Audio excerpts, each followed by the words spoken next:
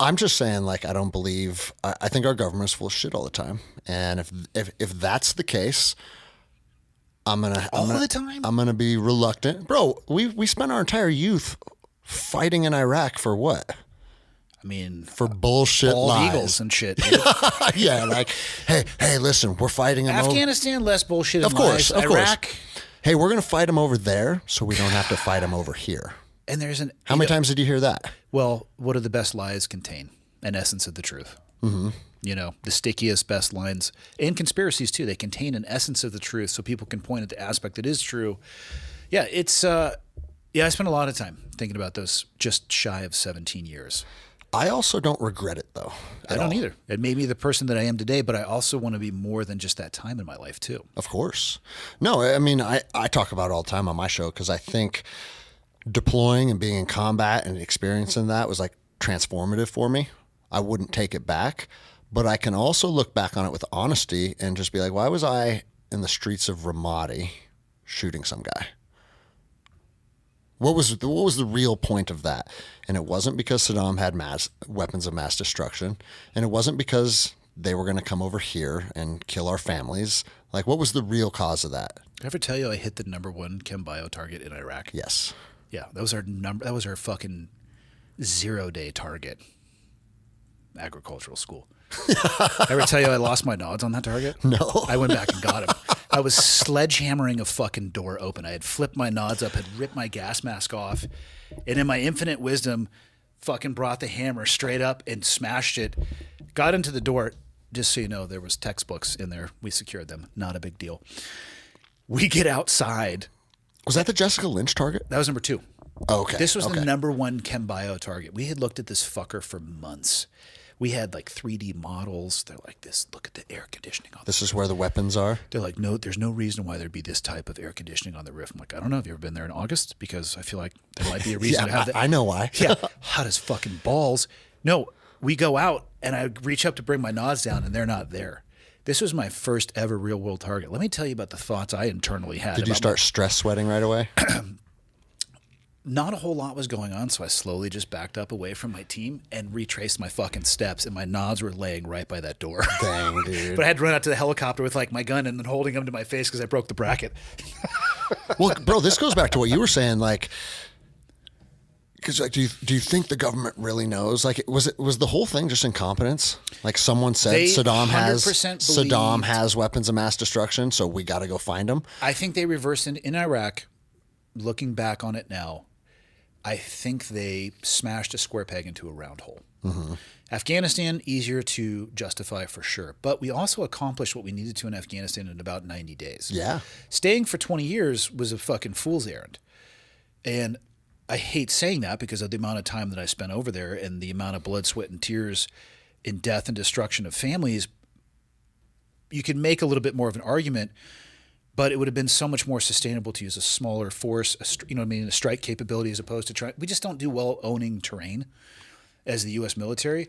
Iraq, I really think that particular administration and certain people inside of that particular Bush administration were going to go there hell or high water. So I think they reverse engineered and found a reason to do it. The specialists And we bro, were talking how to. dark is that? We both have friends that died there. I know.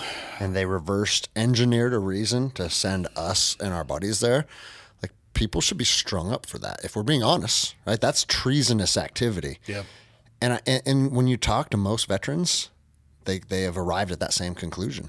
That's shocking. Well, the dangerous point is if you arrive at that conclusion is that the next step for some people seems to be, well, then what was my service for? My time was wasted. Yeah, but So I don't know about you. I loved it though. I loved it too. And also let's look at war. There's strategic warfare, operational warfare, and tactical warfare. I never breathed any of the air other than the lowest rung of tactical warfare. That's right. Yeah, I was never consulted with, strategic being, operation or like the foreign policy of the United States. Operational, Operation Iraqi Freedom, Operation Enduring Freedom, or whatever they became. I didn't get consulted on any of that shit. I was handed down a target deck, and I did the absolute best that I could. Afghanistan, I do think there was a difference. I mean, at worst in Afghanistan, we provided an opportunity for a generation of women to educate themselves. And you got to shoot people with javelins. Oh, God, I miss it every day. But No, this is what I say about it because I agree exactly. Because like, it's not lost, and it wasn't for nothing. on We were not consulted on the higher level, and it wasn't our job. You know what I mean? on boots on the ground level, who was fighting who? We were young American soldiers and sailors. There's some sailors there. We're fighting who? Radical jihadists. They were there because they hated us. We were there for whatever reason we were there. But in the foundation of what was taking place on the streets, it was just young men trying to kill each other. And you want to know what? If you were to sanction a city right now, somewhere in the world, and be like, hey, you can fly here. We're going to issue you body armor and a rifle. We're going to have an A team and a B team. We're going to start at opposite ends of the city, and you guys can kill each other.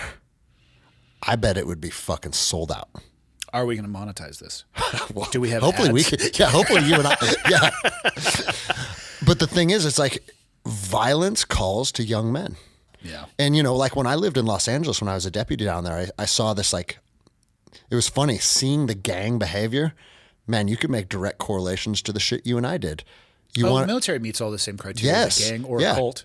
Except my gang was just sanctioned by the U.S. government, so it's all good. No problems there, right? But young, wild kids want to go do hard shit, want to go inflict violence on other people, and are drawn to that. And we were drawn to that. For whatever reason, that's been inside of men since the beginning of time. Yeah. And so, like, boots on the ground, the guys that were killing each other in the streets of Ramadi, I think we're almost just looking for an excuse to go over there and do that. And so I can't say like, oh yeah, I took part in that, and now 20 years later I regret it because I got lied to. It's like, no, dude, I put myself in every position I could to be where I was at when those things were taking place. Yeah. And like, it just is what it is. And who cares if some things come to light 20 years later that like, oh, well, we got lied to about this, or this wasn't actually factual. You can't fucking cry about that stuff. It is what it is. Plus, it also fucking built you into who you are today. So I always say on my show, like, the government may have lied to us and turned us into these savages, and one day that'll probably be the demise of the government.